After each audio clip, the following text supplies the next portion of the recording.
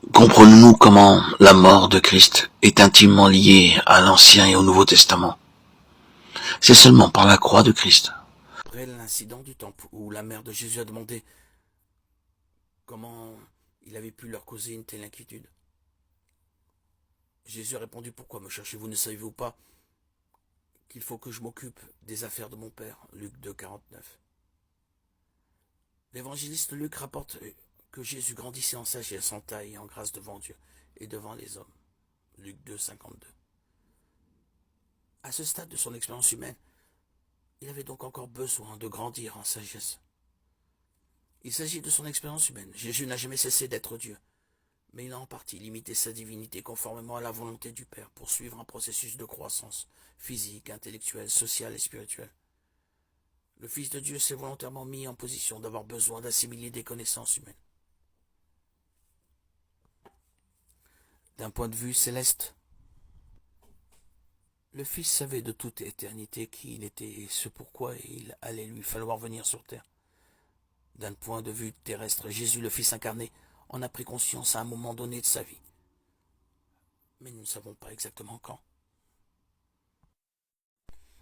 Jésus était sans péché.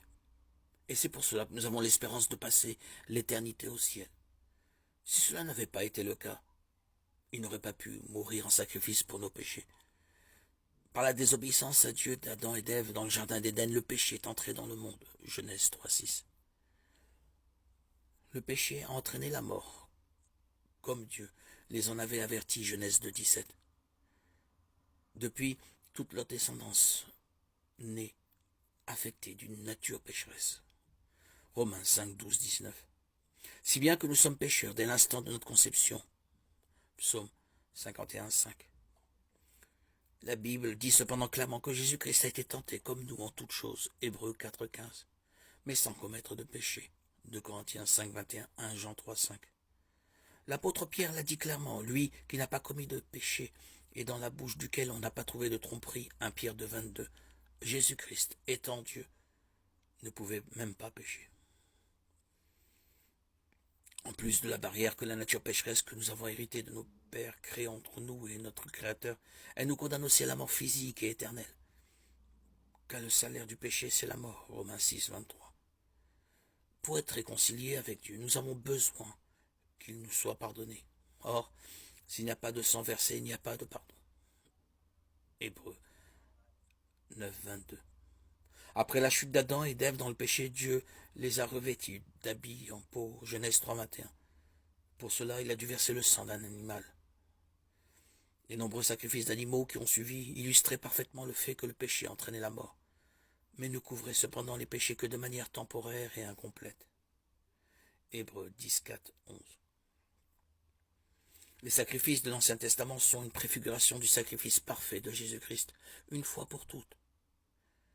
Hébreux 7:27. Nous ne pouvions être réconciliés avec un Dieu saint et parfait que par une offrande sainte et parfaite, ce qu'elle n'aurait pas été si Jésus-Christ n'avait pas été sans péché. Comme l'a déclaré Pierre, vous le savez, en effet, ce n'est pas par des choses corruptibles comme l'argent ou l'or que vous avez été rachetés, mais par le sang précieux de Christ, qui s'est sacrifié comme un agneau sans défaut et sans tache. 1 Pierre 1:18-19. Parce que Christ était sans péché, son sang seul pouvait sceller la paix entre Dieu et l'humanité. Colossiens 1:20. Grâce à son œuvre de réconciliation, nous pouvons paraître devant lui saints, sans défaut et sans reproche. Colossiens 1:22. Parce que Christ était sans péché, sa mort sur la croix était suffisante pour expier les péchés de tous ceux qui croient en lui. Ce qui a été perdu à la chute a ainsi été restauré à la croix. Comme le péché est entré dans le monde à cause d'un seul homme, Adam, Dieu a pu racheter le monde entier en un seul homme, Jésus-Christ, l'agneau parfait. Les découvertes archéologiques récentes ont montré que la forme de tombeaux décrite dans les évangiles était couramment utilisée pour la sépulture des riches et des personnes de haut rang, ce qui correspond bien à ce que nous savons de Joseph d'Arimathée. De plus, Arimathée était une ville de peu d'importance, sans symbolisme biblique particulier. ni autre tradition funéraire, ce qui permet d'éliminer tout doute à ce sujet. Ce fait ne pouvait passer inaperçu et le Sanhédrin connaissait certainement l'emplacement du tombeau de Joseph, où Jésus avait été enterré. Il aurait donc été impossible pour le christianisme de gagner en influence à Jérusalem, la ville où Jésus avait été enterré. S'il avait suffi aux responsables religieux juifs d'aller au tombeau de Joseph pour vérifier s'il était vraiment vide. Si le corps de Jésus avait été disponible, le Sanhédrin aurait eu tout intérêt à l'exhumer et à l'exposer pour faire taire, une fois pour toutes, les rumeurs de résurrection. Le fait que le christianisme s'est répandu en premier à Jérusalem montre qu'aucun corps n'a été produit. Si tel avait été le cas, le christianisme, dont un enseignement central est la résurrection de Jésus, aurait été étouffé au berceau.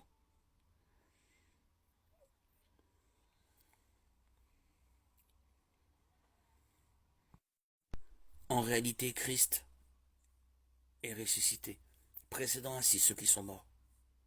En effet, puisque la mort est venue à travers un homme, c'est aussi à travers un homme qu'est venue la résurrection des morts. Et comme tous meurent en Adam, de même aussi tous revivront en Christ. 1 Corinthiens 15, 20, 22. En ressuscitant des morts, Jésus-Christ est devenu les prémices de la résurrection à venir. Colossiens 1, 18. Les Israélites ne pouvaient commencer la moisson qu'après avoir apporté un échantillon, les prémices, aux prêtres en offrande au Seigneur. Lévitique 23, 10. C'est ce dont parle Paul en 1 Corinthiens 15, 20, 22. La résurrection de Christ était les prémices de la moisson de celle des croyants. Cette image montre que d'autres le suivraient dans la résurrection. Ses disciples restent de la moisson. C'est ainsi que la résurrection de Christ garantit la nôtre, celle-ci participant de celle-là.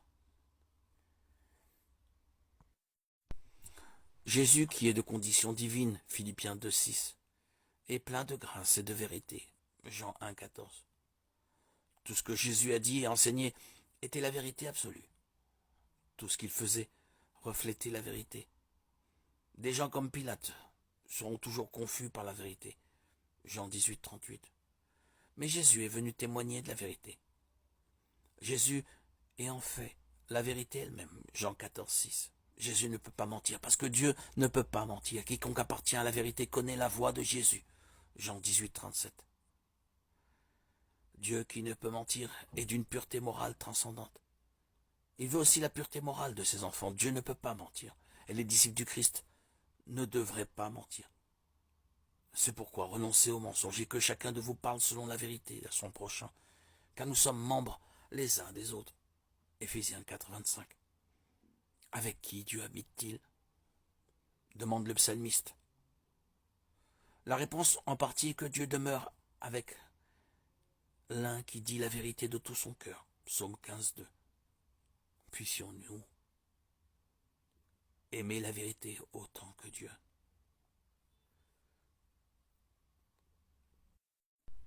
Les auteurs du Nouveau Testament mentionnent les trois personnes de la Trinité ensemble à de nombreuses reprises.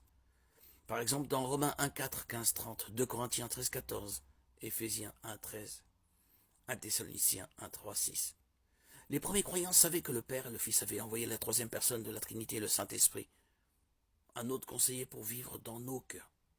Jean 14, 16, 17. Ces mystères ont été pleinement acceptés par l'Église primitive comme une vérité révélée, mais sans l'étiquette de Sainte Trinité. Le mot Trinité n'est pas mentionné dans la Bible.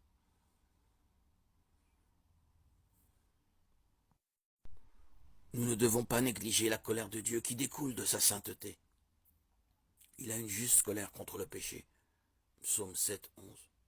Et à cause du jugement imminent de Dieu, l'humanité a besoin de l'Évangile, le message de la grâce et du salut.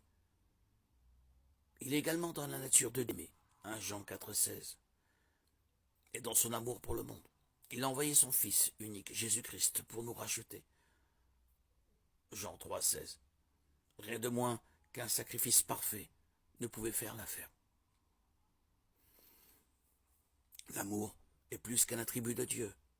Il est littéralement l'essence de l'amour. Cela est clairement énoncé dans 1 Jean 4, 8. Celui qui n'aime pas n'a pas connu Dieu, car Dieu est amour. L'amour de Dieu est éternel, parce qu'il est immuable. Son amour ne change jamais. Son amour est parfait et saint, car j'ai l'assurance que ni la mort, ni la vie, ni les anges, ni les dominations, ni les choses présentes, ni les choses à venir, ni les puissances, ni la hauteur, ni la profondeur, ni aucune autre créature ne pourra nous séparer de l'amour de Dieu manifesté en Jésus-Christ, notre Seigneur. Romains 8, 38-39.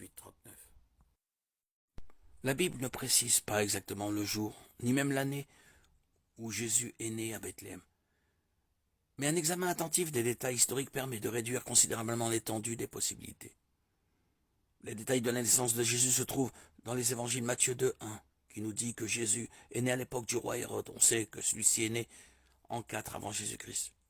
De plus, après que Joseph et Marie aient fui Bethléem avec leur enfant, Hérode a ordonné que tous les garçons de moins de 2 ans dans la ville et ses environs soient mis à mort. On voit donc que Jésus était âgé de moins de 2 ans au moment de la mort d'Hérode, ce qui permet de situer sa naissance entre 6 et 4 avant Jésus-Christ. Luc 2:1-2 mentionne d'autres éléments à prendre en compte. À cette époque-là parut un édit de l'empereur Auguste, qui ordonnait le recensement de tout l'Empire. Ce premier recensement eut lieu pendant que Quirinius était gouverneur de Syrie.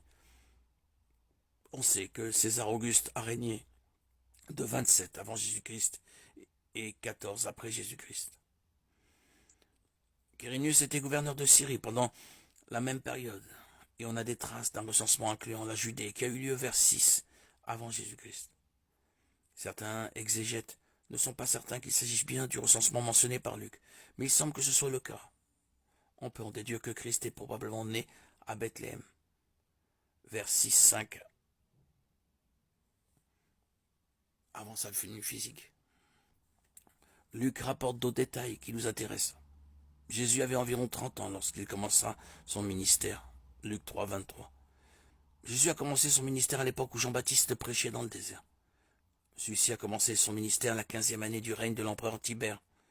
Ponce Pilate était gouverneur de la Judée, Hérode, tétrarque de la Galilée.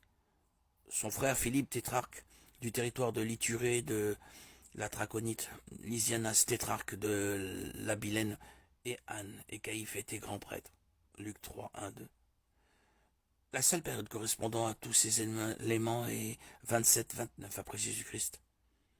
Si Jésus avait environ 30 ans vers 27, il serait donc né entre 6 et 4 et aurait eu 32 ans environ au début de son ministère. Qu'en est-il alors de la date de naissance de Christ? La tradition du 25 décembre date de bien après l'époque du Nouveau Testament. Les chrétiens ont choisi cette date pour célébrer la naissance de Jésus, mais la date exacte de sa naissance est tout à fait inconnue. Nous savons en revanche que les données bibliques et historiques indiquent que Jésus est né de Marie à Bethléem, de Judée, vers 6-5. Sa naissance a changé le cours de l'histoire et la vie d'innombrables personnes à travers le monde.